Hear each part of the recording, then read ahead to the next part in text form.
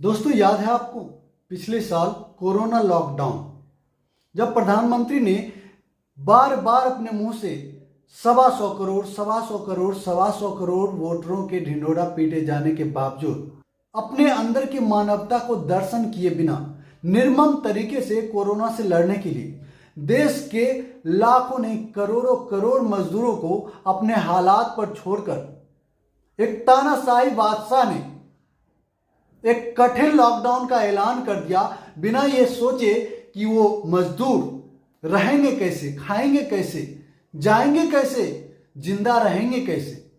और इसके बाद देश भर में जो भगदड़ की स्थिति शुरू हुई, देश भर में मजदूरों ने जब बवाल काटना शुरू किया, अपनी जान बचाने के लिए अपने अपने घरों को भागना शुरू किया।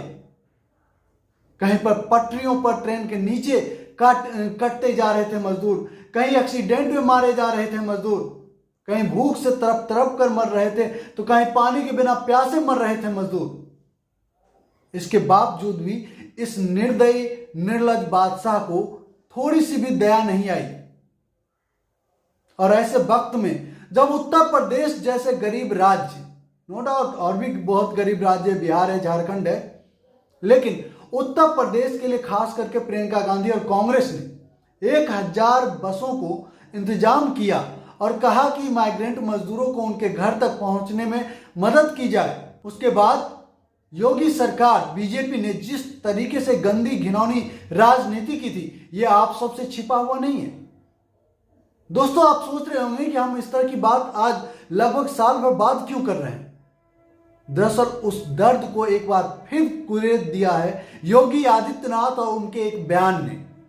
आपको मैं सबसे पहले उनका यह बयान सुनाता हूं कि यह बयान सुनिए, क्या यही वो निर्दयी नकारा बादशाह है, उत्तर प्रदेश का तानाशाह है, जिसने अपने तमाम बॉर्डरों पर मजदूरों को दर दर की ठोकर खाने के लिए मजबूर किया, लेकिन कांग्रेस के बसों को मजदूरों की सहायता के लिए राज्य के अंदर आने नहीं दिया।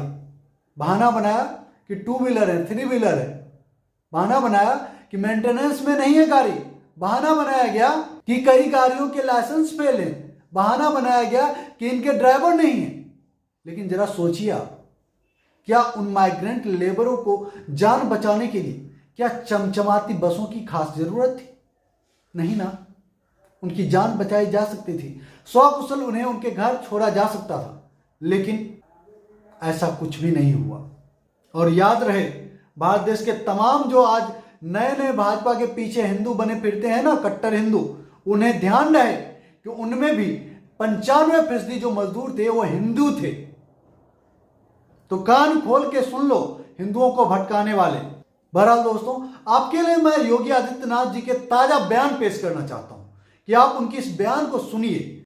आज सुबह जब मुझे एक समाचार मिला कि बीटीसी टीईटी का टेस्ट था, एक गिरोह कहीं से उसने पेपर लीक किया, हमने कहा पूरे पेपर को अभी निरस्त करो, पूरे गिरोह को गिरफ्तार कर लो, उन सभी बच्चों को सकुशल उनके घरों तक पहुंचाओ, 1 महीने के अंदर पारदर्शी तरीके से फिर से परीक्षा आयोजित करो, किसी भी बच्चे से कोई शुल्क अतिरिक्त नहीं लेंगे, उनके आने जाने की फ्री में व्यवस्था देंगे, या उन बच्चों का जो आई कार्ड होगा उत्तर प्रदेश परिवहन निगम की बसेज में फ्री में आने जाने की सुविधा उसके माध्यम से उन बच्चों को प्राप्त होगी। ये सुविधा दो। लेकिन जिन लोगों ने ये शरारत की है वे भी सुन लें, उनके खिलाफ गैंगस्टर के तहत मुकदमा दर्ज हो रहा है। आपने सुना, अब जरा सोचिए।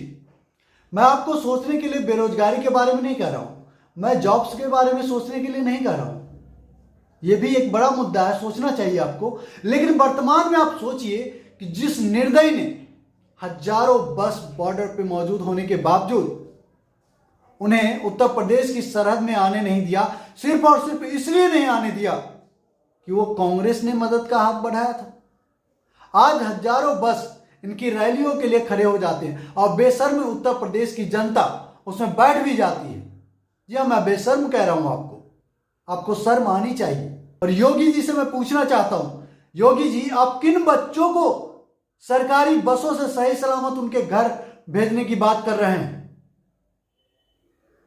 इन्हीं बच्चों के बाप जो मजदूर के रूप में आपके राज्य के बॉर्डरों पर बैठकर भूख से बिलबिला रहे थे, प्यास से तड़प रहे थे, और तब उस हालात में आपने उन्हें उत्तर प्रदेश आकर अपने घर जाकर सकुशल रहने का मौका नहीं दिया, सिर्फ और सिर्फ इसलिए कि कांग्रेस ने बस भेजी थी।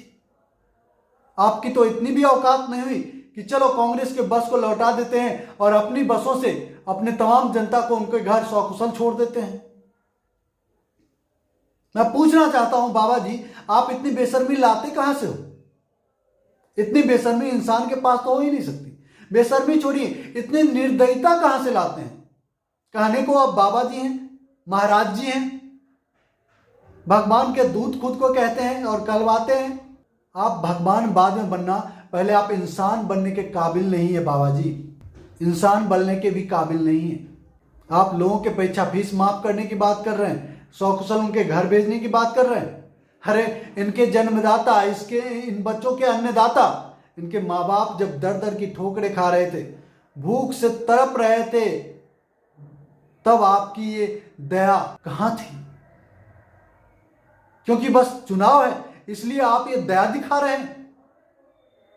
हिंदुत्व के आड़ में अपने घिनौने करतूतों को छिपाना बंद कीजिए योगी जी, क्योंकि जनता अब धीरे धीरे जान चुकी है। आपकी असलियत अब जन जन तक पहुंचने लगी है, और जहां तक नहीं पहुंची है वहां तक हम लोग पहुंचाएंगे। आज बात करते हैं महिला सुरक्षा की। दोस्तों, आज एनसीआरबी के डेटा के मुताबिक उत्तर प्रदेश में सबसे बड़ा जंगल राज्य है वो भारतीय जनता पार्टी का, आरएसएस का प्रयोगशाला बना हुआ है। और इसके बावजूद 5 साल बीजेपी के सरकार में रहते हुए भी उत्तर प्रदेश में सबसे ज्यादा हत्या, रेप, चोरी, डकैती जैसे जघन्य अपराध पूरे देश में सबसे ज्यादा हुआ है तो वो उत्तर प्रदेश में हुआ। और ये मैं कोई नहीं बोल रहा हूं, ये इनके आका मोदी जी की सरकार में एनसीआरबी का ये डेटा कहता है। ये कोई मदन मोहन भारती का डेटा नहीं है। आपकी सरकार ने ये आपको सर्टिफिकेट दिया है।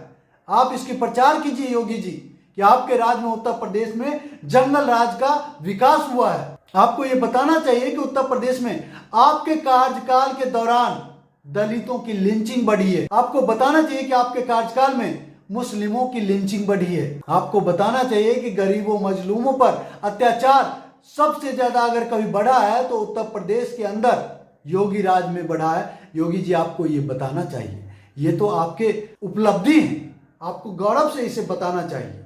दोस्तों, आज मैं एक बार फिर आप सभी से निवेदन करना चाहता हूं और कहना चाहता हूं कि इन 5 साल काफी होते हैं। कोई भी राजनेता, कोई भी पार्टी अगर आपके राज्य में राज कर रही है तो उसके प्रीवियस बातों को, जो उसने 5 साल के दौरान कर्मों को किया और वर्तमान में जो बड़ा दिल दिखा रहा है, उन चीजों में फर्क कीजिए। आपको असलियत पता चल जाएगा कि यही व्यक्ति जब सत्ता में आता है तो किस तरीके से भेड़िया के जैसे इंसान को इंसान नहीं समझता, और आज जब चुनाव जीतनी है तो गाय बन के घूर रहा है। गाय का नाम लिया तो मुझे याद आ गया।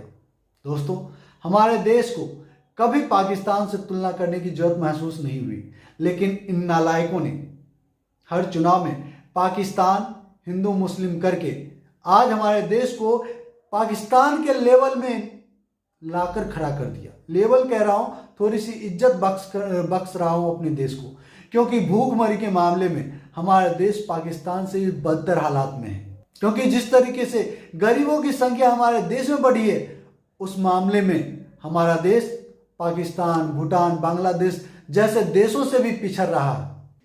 जो भारत कभी तरक्की के रास्ते पर चल रहा था तो चाइना और अमेरिका को पीछे करने के बारे में सोच रहा था, उससे कंपटीशन की बात कर रहा था। लेकिन हिंदू हृदय सम्राट पाकिस्तान और मुसलमान का नाम ले लेकर आज पाकिस्तान से ज्यादा जनसंख्या होने के कारण हमारे देश को आज बहुत ही बुरे हालात में लाकर खड़ा कर दिया है।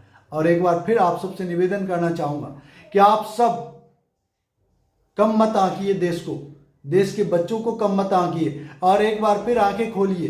5वीं पास बहुत सारे भारत माता के बेचे हैं, जो आज देश को अच्छा नेतृत्व दे सकते हैं। दुनिया के टॉप मोस्ट कंपनीज के सीईओज आज हमारे इंडियन पुत्र हैं। आज ही ऐलान हुआ है कि ट्विटर के सीईओ भी इंडियन मूल के ही लोग हो गए हैं। अब जरा सोचिए, आपको क्या चाहिए? भारत माता की जय ना। भारत माता की जय तब होती है जब दुनिया के किसी कोने में भारत के बेटे को नेतृत्व मिलता है, ना कि अपने देश में बैठकर जो भी देश प्रगति के राह पर चल रहा है उसे गाय गोबर और गौमूत्र में विसर्जन कर देने से। आशा है आपको मेरी बात समझ में आएगी। अगर हमारी ये प्रस्तुति आपको अच्छी लगी, वीडियो को लाइक कीजिएगा, शेयर जरूर कीजिएगा। और जो दोस्त पहली बार हमारे चैनल न्यूज भारती पर आए, आपसे निवेदन है कि हमारे चैनल को सब्सक्राइब कर ले और बेल आइकन को जरूर दबा दें ताकि हमारा हर एक वीडियो सबसे पहले आपको मिले। जय हिंद, जय भारत, जय संविधान।